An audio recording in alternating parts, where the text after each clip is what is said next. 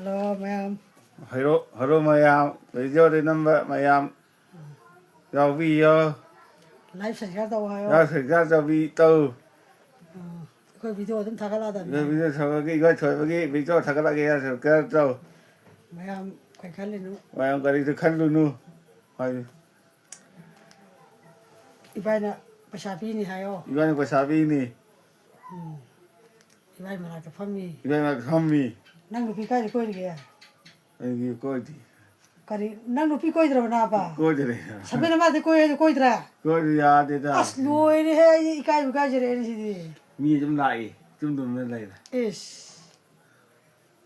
Ado Ibai coi được lấy hay không? iban ở trên này Ibai coi được lấy cái gì? Sai sinh cha đó mấy adoga Ibai thì cái phụ lấy được paisa lâu này. iban có đâu nó phải sao đâu nó sai sinh ra rồi mi tu cả